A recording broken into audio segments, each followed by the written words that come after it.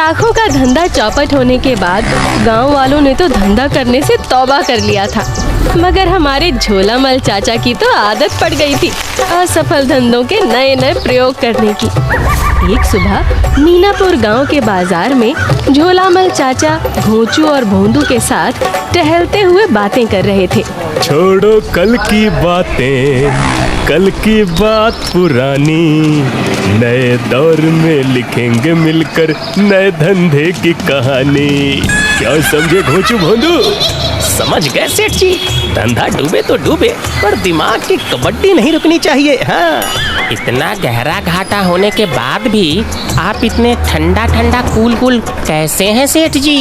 अरे मेरे धरती के लालो, ये झोलामल की खोपड़ी है, चारों तरफ एक साथ दौड़ती है। मैंने अपने पटाखे की दुकान का इंश्योरेंस करा रखा था जो बाकी लोगों ने नहीं कराया था, इसलिए सब डूब गए और हम तैर गए। क्या समझे? अरे वाह सेठ जी, मानना पड़ेगा आपकी खतरनाक खोपड़ी को। हाँ, तीनों बातें करते हुए टहल रहे थे कि तभी उन्हें पानी पूरी का ठेला दिखा जिस पर एक भी ग्राहक नहीं जा रहा था। ये देखकर झोलामल चाचा उसके पास गए और बोले, अरे क्या भैया, ये सुबह सुबह आपके चेहरे पर 12 क्यों बजे हैं? हाँ?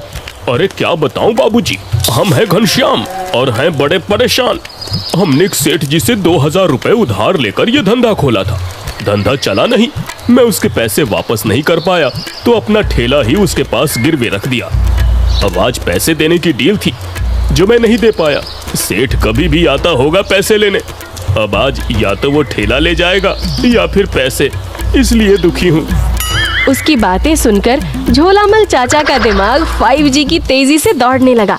उन्होंने पानी पूरी वाले से सामान के साथ वो ठेला खरीद लिया। गांव की ओर झोलामल चाचा घोंचू और भोंदू ठेला ठेलते हुए जा रहे थे। तभी घोंचू ने कहा, सेठ जी आपने ठेला तो ले लिया मगर ये नहीं पता किया कि ठेला किसका है और किसके नाम पर रजिस्टर है। हाँ सेठ जी, अगर इसका मालिक कोई और निकला तो आपका फिर से बंटाधार हो जाएगा। अरे धत ना मुरादो, अरे कहीं ठेले का भी लाइसेंस बनता है। हाँ? अगर कोई दूसरा मालिक निकला भी तो देख लेंगे।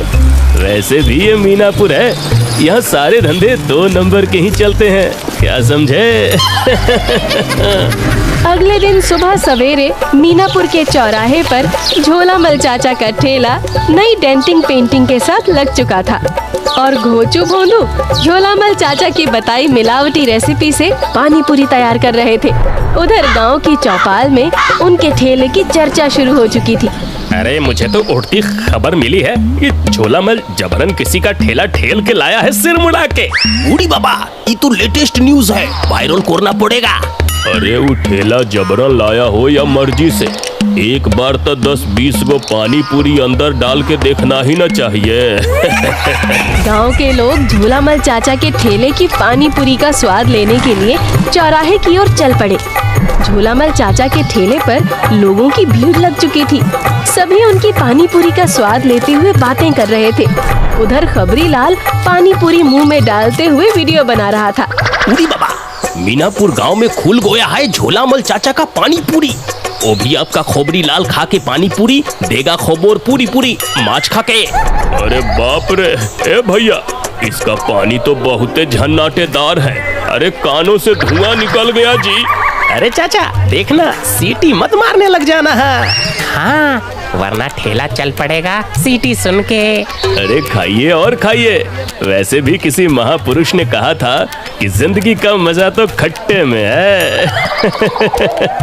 सभी के साथ टकला प्रसाद भी पहुंचा पानी पूरी खाने, मगर पानी पूरी खाते हुए उसकी नजर अचानक झोलामल के ठेले के बोर्ड पर गई, जिसपे मालिक का नाम घनश्याम लिखा था। वो नाम पढ़ते हुए टकला प्रसाद खुद से ही बड़बड़ाने लगा। ये नाम तो कहीं सुना लग रहा है, कहीं ये सरपंच के यहाँ काम करने वाला घुंघरू तो नहीं? पता नहीं, पर झोल झपाटे झोलामल को ये ठेला शायद उसने ही दिया होगा सिर मुड़ा के। सभी पानी पूरी का स्वाद ले ही रहे थे कि तभी बाजार की तरफ से भागता हुआ मुकाबला सिंह झोलामल चाचा के ठेले की तरफ आया और हाँफते हुए बोला, ओए चाचे, गजब हो गया, हमारी बात सुन। बवाल होने वाला है, बवाल।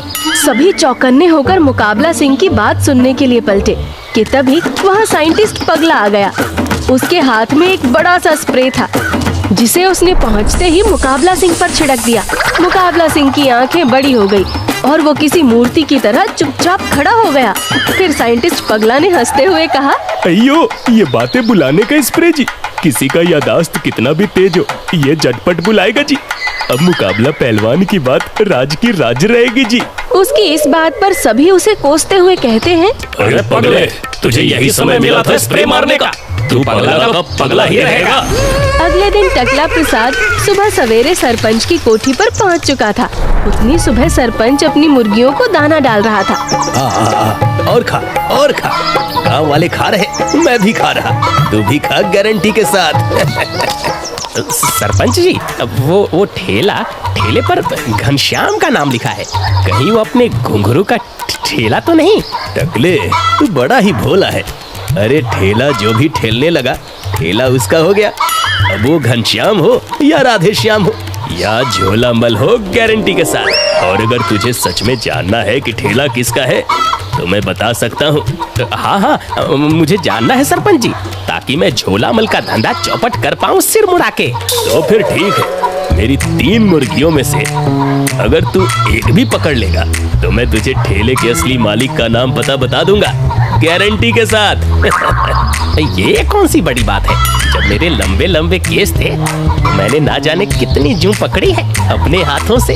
ये तो बस मुर्गियां हैं, अभी पकड़ लेता हूँ सिर मुड़ा के। इतना बोलकर टकला प्रसाद मुर्गियों के पीछे दौड़ पड़ा।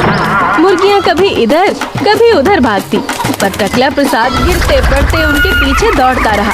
सारी कोशिशें करने के बाद भी टकला प्रसाद के हाथ एक भी मुर्गी नहीं लगी।